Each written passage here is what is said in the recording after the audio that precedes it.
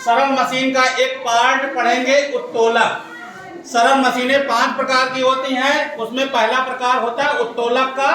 उत्तोलक को इंग्लिश में क्या कहते हैं? लीवर। क्या कहते हैं? लीवर। तो उत्तोलक यानी लीवर। लीवर किसे कहते हैं?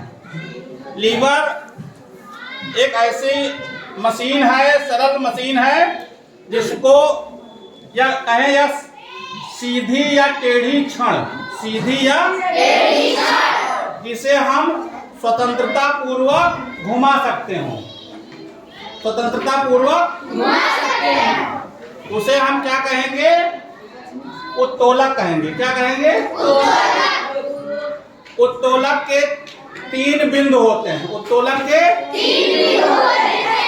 पहला बिंदु होता है आलंब का। पहला बिंदु होता है आलंब को इंग्लिश में कहते हैं फुलक्रम। आलंब को कहते हैं इंग्लिश में फुलक्रम। आलंब जो है उत्तोलक का जो है कहाँ होता है? बीच में नहीं। अभी तो प्रकार पढ़ेंगे। आलंब ये समझ लीजिए कि आलंब जहां से उत्तोलक स्वतंत्रता पूर्वक घूम सकता है। देखिए बीच में है ना, ये कैंची के यहाँ से घूम रही नहीं घूम रही कैंची, तो इसे कहेंगे जहां से घूमे उसको हम कहेंगे आलंब। क्या कहेंगे? दूसरा क्या है पॉइंट? आयास का। क्या कहेंगे? आयास उसे कहेंगे। आयास इंग्लिश में कहते हैं इफोर्ट। क्या कहते हैं? इफोर्ट मतलब जहां से ताकत लगती है, जहां से ऐसा बिंदु जहां से हम अपना ताकत लगाते हैं उसे हम आयास कहते हैं। क्या कहते हैं? आयास। इंग्लिश में इफोर्ट। क्लियर? अब तीसरा बिंदु हो गया लोड यानी भार का। ऐसा बिंदु जहां पर हम भार रख के कोई काम करते हैं। जैसे कैंची है, यहाँ कपड़ा रखा, कागज रखा गया, कागज कट जाएगा तो यानी ये भार हो गया। तो उत्तोलक में 3 बिंदु होते हैं, आलंब, आयास और भार। क्लियर? अब बिंदुओं जो 3 बिंदु जो आयास, आलंब, भार हैं, इन 3 बिंदुओं का क्रम के हिसाब से हम उत्तोलक को 3 प्रकार के होते हैं। उत्तोलक 3 प्रकार के। 3 प्रकार के में पहला प्रकार जो उत्तोलक का होता है, पहले प्रकार के उत्तोलक में क्या होता है? ध्यान दीजिए। पहले प्रकार के उत्तोलक में क्या होता है? आलंब बीच में होता है। आलंब बीच में होता है। आलंब बीच में होता है। ये कौन कौन से ऐसी सरल मशीनें हैं जिनका आलंब बीच में हो? तो जिन जिन का आलंब बीच में होगा वो प्रथम प्रकार के उत्तोलक में आएंगे। प्रथम प्रकार के उत्तोलक में आएंगे। इधर करिए कैमरा। प्रथम प्रकार का उत्तोलक ये देखिए हमारे पास कई सारे रखे हुए हैं। ये देखिए, इधर आइए, इधर ये देखिए, ये देखिए आयास, यहाँ से हम ताकत लगा रहे हैं और जैसे हमें कागज काटना है, देखिए कागज कट गया। कट गया नहीं कट गया? तो कैंची प्रथम प्रकार का उत्तोलक। कई प्रकार का? और ये हैंड पंप है जो हम पानी निकालते हैं। आलंब देखिए इसमें बीच में स्क्रू लगा नहीं लगा बीच में, ये आलंब हो गया। यहाँ से हम ताकत लगाते हैं हैंडल से और पानी यहाँ निकल आ रहा है। ठीक है? क्लियर? अब देखिए ये प्लास, आलंब इसके बीच में है कि नहीं है? ये आयास यहाँ ताकत लग रही है और यहाँ पे कोई भार रखना है तो आप उठा लीजिए। ये देखिए उठा लिया, है ना?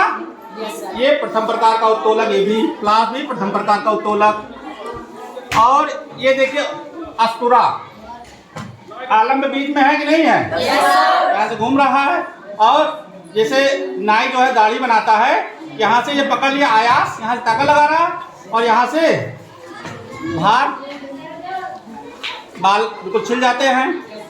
तो अस्तुरा भी प्रथम प्रकार के उत्तोलक में आएगा। क्लियर? और ये शीशा का झूला एक बिटिया ने बनाया है, कागज का बनाया है। देख लीजिए आलंब इसके बीच में है कि नहीं है? यहाँ पे आयास और भार, आयास और भार किनारे किनारे, आलंब बीच में है कि नहीं है? ये शीशा झूला भी प्रथम प्रकार का उत्तोलक है। ये देखिए ये भी प्रथम प्रकार के उत्तोलक में आता है। आता नहीं आता? ये तराजू भी प्रथम प्रकार के उत्तोलक में आती है। आलंब देखिए बीच में है, एक तरफ भार रखा जाता है, एक तरफ आयास रखा जाता है। तो ये तराजू भी प्रथम प्रकार के उत्तोलक में आती है। आती नहीं आती? ओके। अब ये देखें, कील निकालने वाली हथौड़ी, कील निकालने वाली हथौड़ी, ये आयास यहाँ से ताकत लगती है। जब यहाँ से ये घूमती है तो यहाँ से कोई कील आराम से निकल आती है। तो कील निकाले और हथौड़ी भी प्रथम प्रकार के उत्तोलक में इसको गिना जाता है। क्लियर? अब द्वितीय प्रकार के उत्तोलक को समझने के लिए हम जानेंगे कि आलंब कहाँ रहेगा। द्वितीय प्रकार के उत्तोलक में जानने के लिए आलंब कहाँ रहेगा? आलंब रहेगा किनारे। आलंब कहाँ रहेगा? किनारे। ये देखिए, आलंब किनारे और भार बीच में, भार बीच में, आयास किनारे। क्लियर? Yes sir. आलंब, आलंब और आयास, आलंब और आयास के बीच में भार जब होगा तो हम कहेंगे वो द्वितीय प्रकार का उत्तोलक। कौन से प्रकार का? द्वितीय प्रकार का उत्तोलक। ये है सरौता। डली काटने के लिए हम इसका इस्तेमाल करते हैं, नहीं करते? Yes sir. ये आलंब हो गया, यहाँ पे हमने डली रखा, यहाँ से हमने आयास में ताकत लगाया, डली कट गई, है ना? सुपारी जो काटते हैं इसी से काटते हैं। पान की दुकान वाले इसको रखते नहीं रखते? ये देखिए, नींबू निकालने वाली ये सरल मशीन। आलंब किनारे, भार बीच में, भार यानी नींबू यहाँ बीच में रखा गया, आयास यहाँ ताकत लगाई गई तो नींबू का रस निकल आया। तो ये द्वितीय प्रकार के उत्तोलक में आता है। आता नहीं आता? अब ये एक पहिए वाली ट्राली तो हमारे पास नहीं थी, लेकिन बिटिया ने एक बनाया है, इसका चित्र बना दिया है। एक पहिए वाली ट्राली कूड़ा ढोने वाली, ईंट भट्ठों पर ईंटा ले जाने वाले लोग इस्तेमाल करते हैं। बीच में कूड़ा भर लिया, बीच में ईंटा रख लिया, यहाँ पहिया लगी, आलंब यहाँ पे है और आयास यानी भार किनारे हैंडल पकड़ लिया, लंगाते हो लेके चले जा। क्लियर? Yes sir. तो एक पहिया वाली जो गाड़ी है, ट्राली, ये भी द्वितीय प्रकार के उत्तोलक में आती है। द्वितीय प्रकार के उत्तोलक में आती है। और ये बोतल ओपनर, बोतल ओपनर, इससे जो है पेप्सी की बोतल खोलने के लिए क्या है, आयास यहाँ से लगाया, भार बीच में आया और यहाँ से घुमाया तो पेप्सी की बोतल आराम से खुल जाएगी। तो ये द्वितीय प्रकार के उत्तोलक। क्लियर? समझ में आया नहीं आया? Yes sir. द्वितीय प्रकार के उत्तोलक में क्या होता है? आलंब किनारे हो गया, आलंब किनारे। प्रथम वाले में आलंब बीच में रहता है। प्रथम प्रकार के उत्तोलक में आलंब कहाँ? बीच में, है ना? Yes sir. अब समझेंगे तृतीय प्रकार का उत्तोलक। कौन सा? तृतीय प्रकार का उत्तोलक। तृतीय प्रकार के उत्तोलक में ये चीज समझ लेते हैं कि आलंब और आयास और भार कहाँ कहाँ रहेंगे। आयास आ जाएगा बीच में, आयास बीच में आ जाएगा, आयास बीच में, भार किनारे, आलंब किनारे, आलंब किनारे, आयास बीच में आ जाएगा तो वो तृतीय प्रकार का उत्तोलक होगा। जैसे ये चिमटा, रोटी उठाने के लिए ये चिमटे का इस्तेमाल करते नहीं करते घर में?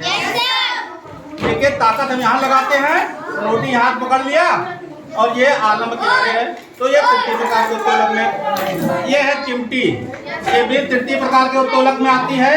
ये देखिए चिमटी। और ये है झाड़ू, झाड़ू देखिए, ये झाड़ू देखिए तृतीय प्रकार के उत्तोलक में आता है। आयास यानी बीच में होता है, यहाँ से हमने हैंडल पकड़ा तो आराम से इसको हम सफाई कर सकते हैं। Yes sir. तो ये झाड़ू भी तृतीय प्रकार के उत्तोलक में आता है।